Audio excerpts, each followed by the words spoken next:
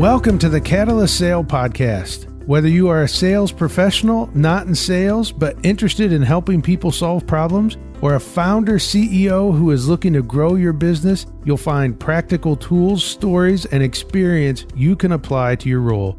I'm your host, Jody Mayberry, and I'm here with Mike Simmons, co-founder of Catalyst Sale. How are you today, Mike? Jody, I am doing great. You usually are. Mike, I have to admit something. When I do our intro, we had the Catalyst Sale with Mike and Mike. I said that for so long, I have to fight not saying Mike and Mike anymore. It's hard to break habits, huh? It really is hard to break habits, yes. Maybe that should be a podcast episode one of these days. How do you break a habit? Oh, that's really good. I like that. We should do that. Well, this episode, though, rather than talk about break habits, we're going to talk about a book. These have become some of our favorite episodes. Mike and I love doing these book reviews. This week, we're going to focus on Leaders Eat Last by Simon Sinek. And the book, or this episode, is brought to you by getAbstract. Mike, tell us a little bit about getAbstract.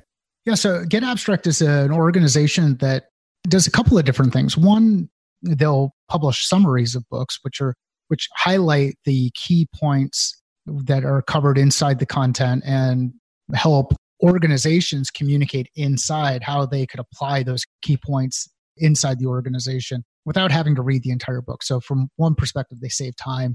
Another perspective is they can provide insight into a specific book and determine, is it worth it to read the entire book? And in today's case, Leaders Eat Last, this discussion is going to be based on their review of the book, and then also our thoughts on the book. You recently reading it, me reading it a number of years ago. But getAbstract saves time and can help with communication inside organizations. And if you have questions about getAbstract, you can connect with us directly at catalystsale.com, or you can click the links that we'll provide inside the show notes. Yes, I love these abstracts from getAbstract. But I also enjoyed the book, which I actually just finished. I know the book came out in 2014 and you read it 3 or 4 years ago. I just read it, just finished it. And my first comment about it is it's not exactly about what I thought it would be about. The book's titled Leaders Eat Last, which comes from the military. Yep. And I thought it would focus more on that, but the book is more about the subtitle, I think. And maybe that shouldn't be surprising, but the subtitle's Why Some Teams Pull Together and Others Don't. And it really focuses more on that. And I didn't expect so much about like what goes on in our brains and then how that ties into how and why leaders do and should do what they do. Yeah. So just based on getting through finishing the book, how are you going to apply some of the stories that were shared in the book? Like what's a story that resonated well with you that you are starting to think about applying? Well, the first thing I want to mention is when I was getting my MBA, Jack Welch was held up as like the ultimate leader in business, and Winning by Jack Welch is one of my top business books. But Simon Sinek really goes at that and says it's the image that's out there isn't of Jack Welch. Take a closer look at that. Maybe that's not the way you want to be as a leader. And at first I thought, well, wait a minute. I've really enjoyed Jack Welch. But as he got into it and talked about his leadership style versus Costco, for example, where Costco has put employees first, no matter how bad times got. They put employees first, and layoffs were a last resort, where at GE, layoffs were to help the bottom line. Yep. And another thing that Jack Welch would do is every year, the bottom 10% would just get cut. They were just let go. Yep. And it really has me rethinking that. All the study I've done of Jack Welch, and I still like Jack Welch, but this book really got me rethinking that, to say, look, it's especially nowadays, that leadership style won't cut it anymore. You've got to be of the people, with the people, for the people, if you're going to be a leader now. Yeah, you start to get into these pendulum shifts that happen over time. And, there's it seems like conflict sells.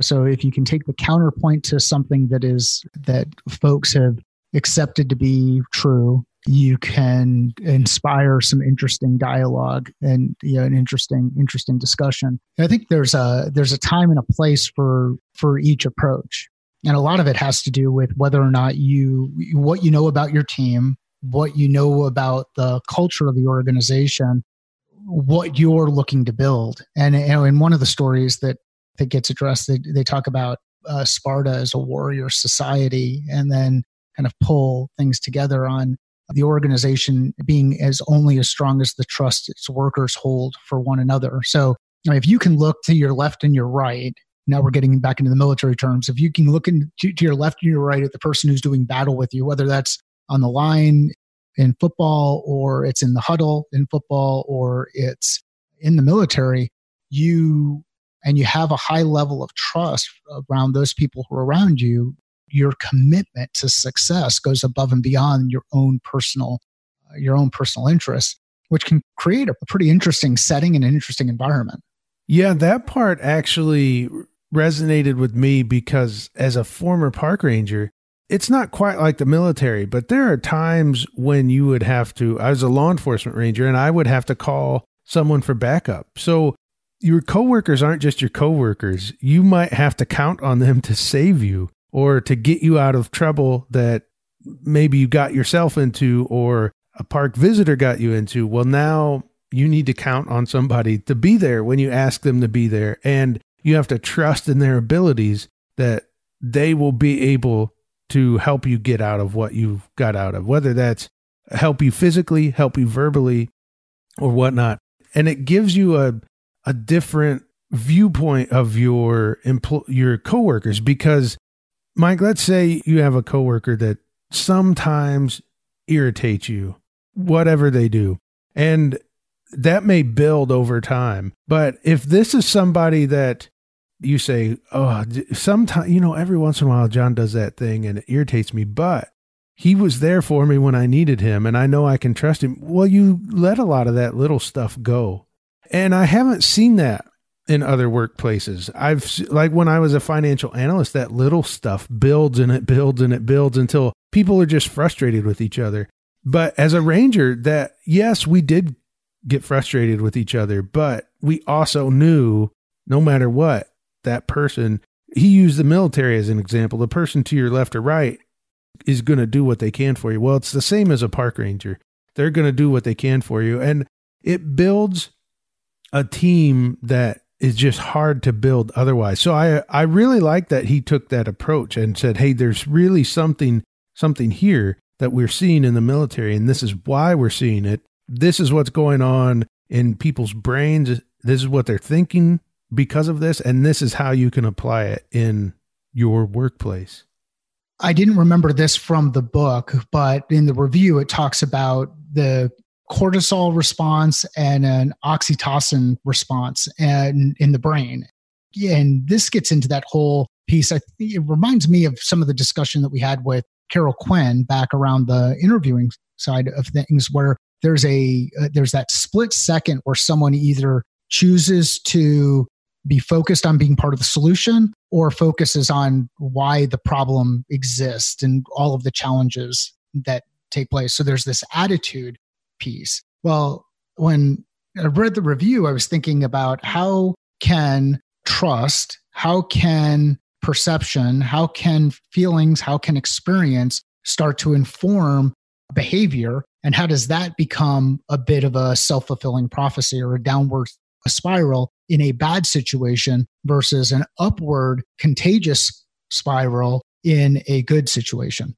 Yeah, that's great. And that was one of the things I liked in the book. And I'm going to come right back to the book, but I wanted to mention, because you mentioned Carol Quinn and the external focus. And I was just with Carol Quinn in Vero Beach, Florida. And we had lunch, we talked about business stuff, and we happened to have lunch at a place right on the beach. And I said something about, I don't remember what, but I basically jokingly blamed something on her, said, oh, I can't do that because you did whatever. And she said, you know what, that's an external focus. That you shouldn't be like that. Yep. And I said, wow, this is good. She lives this.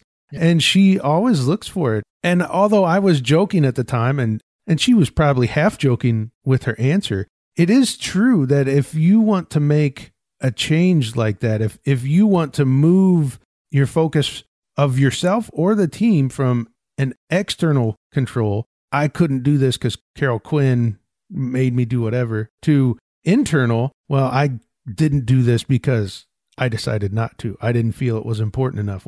Whatever. You really have to embrace it, and you have to live it like Carol does, where when she sees an example, she wrote the book on this, so of course it's top of mind to her, but you have to start working to put that top of mind yourself. Like when you do something, you have to remind yourself, oh, I just allowed myself to blame that situation on Mike Simmons when really it was because of me. And I put the control in Mike and said, I didn't do it because of Mike, but really I didn't do it because of me.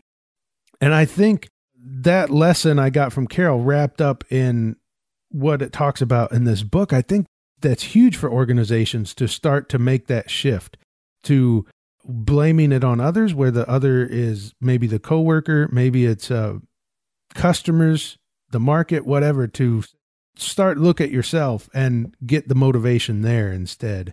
Yep. So you've just finished the book, and actually we'll share a little bit with the audience here. You were listening to the book with August. So as you were going through this, what was a key takeaway, or what did August take away from the book that you were surprised about? Well, actually, the one thing he talked about the most was when Simon Sinek, who actually narrates the book, and August is my 13-year-old son, by the way, when Simon Sinek narrates the book and he's talking about Costco, and we live in the Northwest and there's Costco's everywhere and we go often. August said, wow, I like Costco even better now. And I thought of the impression that made on him, that It's no longer, I just like Costco because they have cool stuff, or I like Costco because we get a slice of pizza at the food court. None of that. It was, I like Costco because they treat their employees so well. And I think that's pretty big for a 13-year-old to absorb that. And for the first time, no longer think about him and what he gets when he goes to Costco. He liked the story so well about how good they treat their employees that it made him think, yeah, Costco's my place because they treat people well. Jody, do you think reading a book like this can inspire change in an organization, or does it just become another kind of talking point about the fluffy side of how you build trust and how you build organization consensus and how we should be more people focused and employees first and all of that other kind of stuff? I mean, did you feel like there was tangible stuff that a company could apply in their organization if this is a direction they want to go? Yeah, I think so, because there are stories in there, like the Costco story, that will inspire you to say, okay, here's an example of GE and how they treated people. And here's an example of Costco and how they treated people. Clearly, one is better than the other. Well, maybe you'll think GE's better. I don't know. But let's assume you think Costco is better in how they treated people. And then you can say, okay, here's how Simon Sinek says they did that and why they did that. And you can start to rip that open a little bit and say, okay, if we're going to do this here, how can we start to apply it? And that's when some of the other stuff that he talks about, the what's going on in your brain, the oxytocin and the cortisol, and how do we build communal trust and that sort of thing. So I think it does. If you read it for more than entertainment, which I know even with business books, if you're like me, Mike, you read a lot of business books even for entertainment, which really it's bad entertainment to read a business book for entertainment. But I'm guilty of it. And if you read this for more than just entertainment to say, what can I take out of this? What can I apply tomorrow? I think you will find examples of what you can start to do, and you will understand why it builds teams and why team building works and how you can start to build trust amongst everybody and trust from employees to leaders. So I do think so. If you read the book with that in mind, that I'm going to find the one thing I'm going to start to pull out of here and apply to my team, I do think you'll get it. I think as was wrapped up in the review, they talk about the Santa Fe. In this instance, the captain has a specific crew. And, when they're out to sea, they can't change the crew. So I think my takeaway from this piece is you play the hand you're dealt. So you've got this team that you have out there, and you can either accept current behavior in the current state and that status and just go forward, or you can start to implement change incrementally over time and move toward the direction that you want to go. But don't feel like, hey, I can't do this because it just won't work inside my organization. You make the decision on whether or not it's going to work inside your organization. That is a great point that you brought up, and I want to add to it in two ways. One is, and I know I talk about Lee Cockerell often, former guest on this show, but I spend a lot of time with him, and so he's made an impression. But Lee says things are not the way they are. They're only the way you let them be. And that book, Turn Your Ship Around, about the Santa Fe submarine, is a great example, because he could have easily said, oh man, this crew is known for being lousy. What can I do with that? But he said, no, we can I can't change anything except how we do things. I can't change the crew. I can't change the ship. I just have to change how we do things. And I think that is so important to realize. And it reminds me of one time I just got a promotion, and I moved from one location to a new location. And the manager, we were doing a introduction. He was telling me all about the place. And he said, yeah, I'm really excited you're here. And I think once John leaves, we're really going to have a great crew here. And I thought, wow, that's on my first day even, I thought that's not the way you should probably be looking at things. Right. Yeah. And that book, Turn Your Ship Around, which he references at least the Santa Fe, the submarine, in the book Leaders Eat Last, which prompted me to then go and read that book, Turn Your Ship Around, which I just finished that too. And it is a great example that it's very easy to think the control is external. To now go back to Carol Quinn, it's really easy to say, well, I've got the team I've got, and they're not very good, and they've got this history, and my facility's not very good. So I can only do so much. But in Turn Your Ship Around and examples in Leaders Eat Last, we see it's not true. He only had the submarine he had, and he had the crew he had. He could not change, and he still managed in 1 year to turn everything around. So I think if that's all you take out of the book, to believe that, okay, we can do this with what we have, I still think you come out ahead. Yep. And there's one more piece that's kind of unrelated to what else we've talked about that I thought was fascinating, is he was talking about how millennials get a bad rap for just the way they are, all the things people say about them. And he was saying that the problem is that they're addicted to distraction. And now you don't have to be a millennial to be addicted to distraction, but if you're older, you would get your shots of dopamine and the other chemicals by accomplishing big things. But now you can get your shots of dopamine by watching a YouTube video or getting a text message, all these little things, and you'll get shots over and over. And it has addicted people to distraction. And so you asked me earlier, what did I get from the book that I can implement right away? Well, when he talked about that, I said, okay, I don't think I'm bad about that, but I certainly can do better. And I certainly can do longer stretches of uninterrupted work without checking email, without saying, ooh, Mike Simmons just sent me a message on Slack. I better see what he said. I'm going to work on doing better to just say, well, until 12 o'clock, I'm not checking Slack. I'm not going to check email again. I've got this that I'm working on, and that's it. So that was my immediate takeaway, something that I have started working on since reading the book, which is minor compared to some of the bigger items in the book, but it answers your question, what did I take away that I will work on now? And that's it. Yeah, and I think that's a good way to kind of leave the discussion on, is that dopamine hit that you get every day from whether it's checking Twitter or me looking at podcast downloads an hour by hour basis, or people checking Facebook or whatever. Just remember, now what you're doing is you're giving yourself this steady dose of dopamine and desensitizing yourself to things. And what are you losing? Like, the other thing that I've implemented recently, and part of this is just from moving to an iPhone, but it's being really conscious of screen time and the number of times I'm picking up my phone, and setting up certain restrictions on apps that I can only access for a given period of time. So there are tools out there if you want to provide or apply a technical solution to this problem.